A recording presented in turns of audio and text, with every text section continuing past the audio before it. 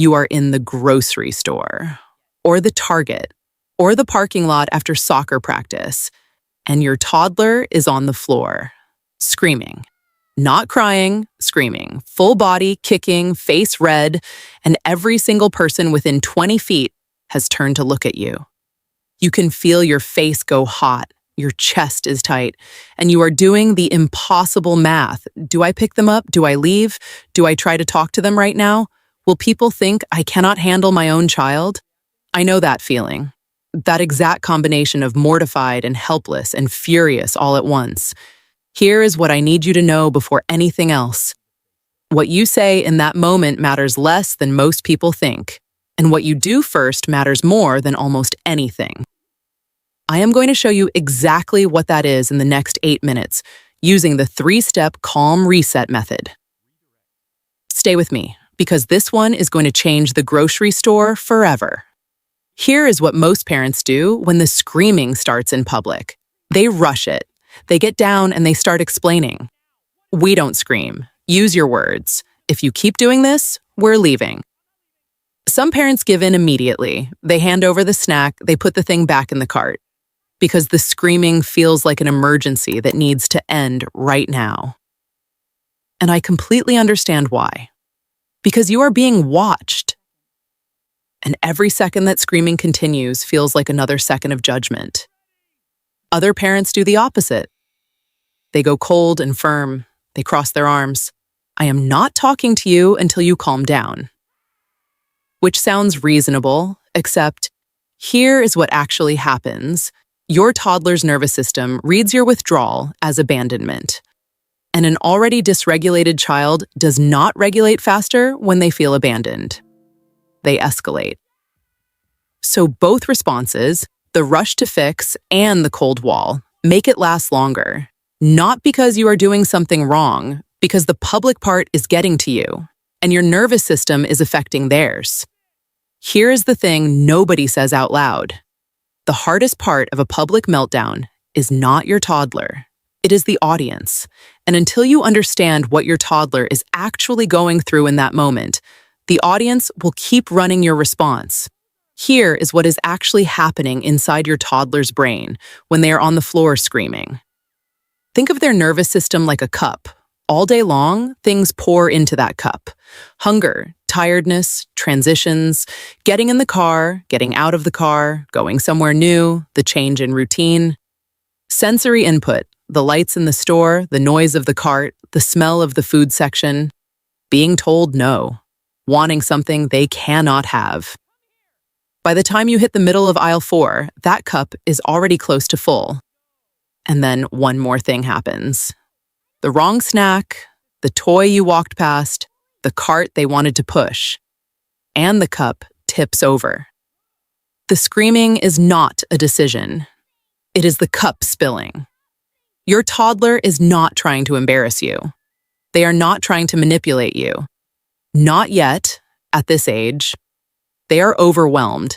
Their stress hormones are flooding their body, and they do not have the brain development to manage that flood on their own yet. The prefrontal cortex, the part of the brain that regulates emotion and stops impulsive behavior, is not fully developed until age 25.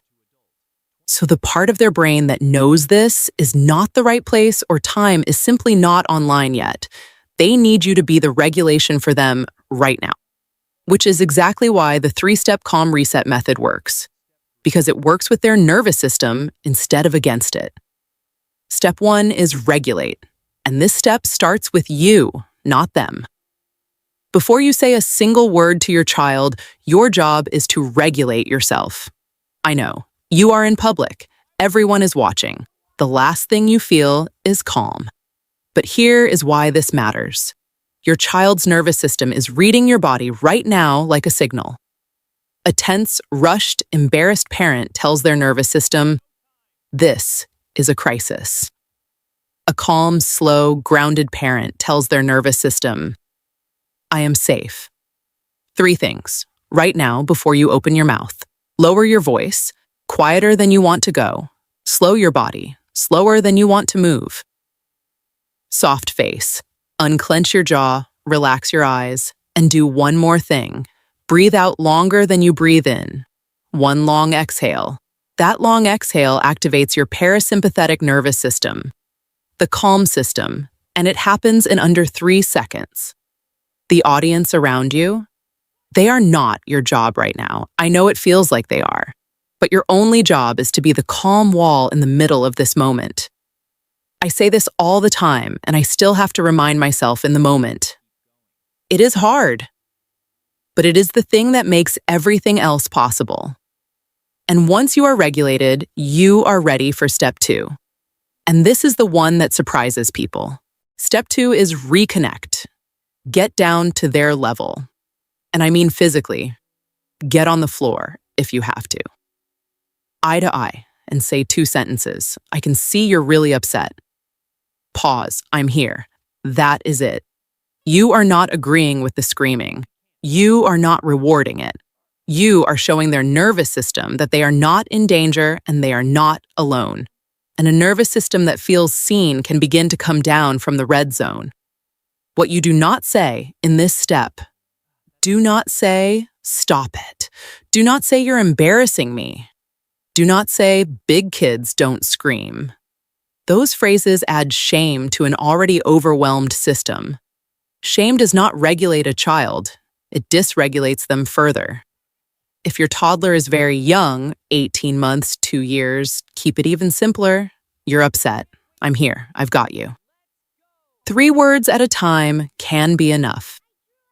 Here is what most parents notice when they try this step. The screaming usually gets quieter within about 30 seconds. Not because you said the magic thing, because their nervous system finally got the signal that the emergency is over.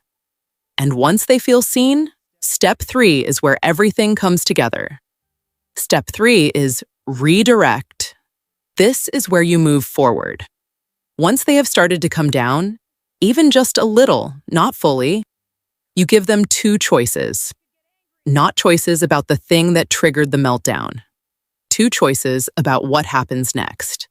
Do you want to hold my hand and walk with me? Or do you want me to carry you? Both choices move you forward. Their brain gets to choose. And a brain that gets to choose does not need to fight. If they are still too escalated for choices, try a physical redirect first.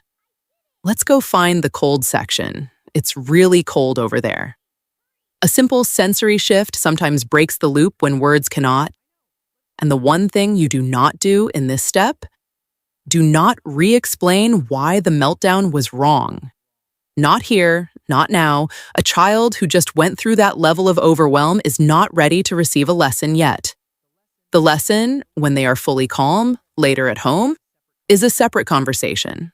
In this moment, the goal is just to come back to regulation and move forward. Here is what I want you to carry out of today. Your toddler screaming in public is not bad behavior. It is a nervous system that ran out of capacity.